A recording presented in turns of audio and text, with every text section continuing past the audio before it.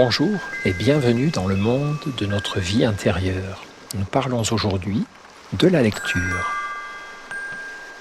La lecture nous offre de connaître, d'épouser sans effort quantité de destins extraordinaires, d'éprouver des sensations puissantes par l'esprit, de courir des aventures prodigieuses et sans conséquences, d'agir sans agir, de former enfin des pensées plus belles et plus profondes que les nôtres et qui nous coûtent presque rien. Et en somme, d'ajouter une infinité d'émotions, d'expériences fictives, de remarques qui ne sont pas de nous à ce que nous sommes et à ce que nous pouvons être. Paul Valéry, Variété. La lecture, notamment de romans ou de poésie, est une expérience vicariante, c'est-à-dire qui nous permet de bénéficier de l'expérience d'autrui, d'accéder à sa vie intérieure pour enrichir, éclairer ou bousculer la nôtre.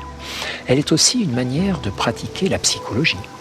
Partout où je suis allé, un poète était allé avant moi, écrivait Freud, pour souligner que la science psychologique ne fait souvent que valider, parfois infirmer, les intuitions et observations des écrivains.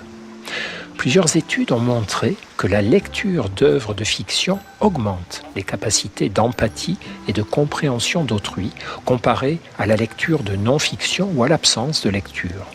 En favorisant l'identification aux personnages, en aidant à comprendre leur point de vue sur le monde et sur les autres, elle propose un enrichissement considérable de notre propre expérience de la vie. Dans les travaux dont nous disposons, les œuvres dites classiques semblent y contribuer légèrement mieux que les œuvres grand public. Sans doute est-ce dû à la plus grande subtilité des phénomènes psychologiques abordés par les auteurs devenus des classiques, et aussi au fait que bien souvent le grand écrivain ne cherche pas forcément à plaire au lecteur ou à lui simplifier la vie, mais à décrire au plus près ce qu'il observe et ressent, quand bien même cela serait complexe, comme le sont les rouages de nos émotions et de nos pensées. André-Pierre de Mandiargue notait ainsi à propos de Proust « Son œuvre a l'attrait d'un énorme crâne trépané où nous verrions évoluer les pensées comme dans un planétarium psychique. »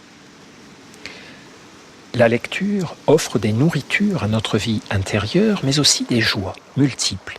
Joie de la familiarité et de la clarification, lorsqu'on retrouve exprimées sous la plume de l'auteur des intuitions qui étaient présentes mais confuses à notre esprit.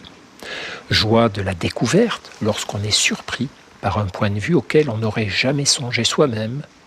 Joie de la fraternité, lorsqu'on découvre à quel point certains de nos ressentis sont proches de ceux de l'auteur ou de ses personnages.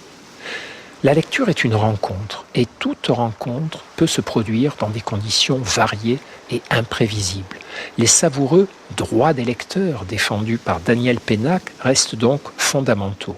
Droit de sauter des pages, droit de ne pas finir un livre, droit de lire n'importe quoi, etc. Tout est bon pourvu que la lecture soit sincère et que les mots pénètrent dans notre cerveau, puis qu'ils y vivent alors leur vie propre.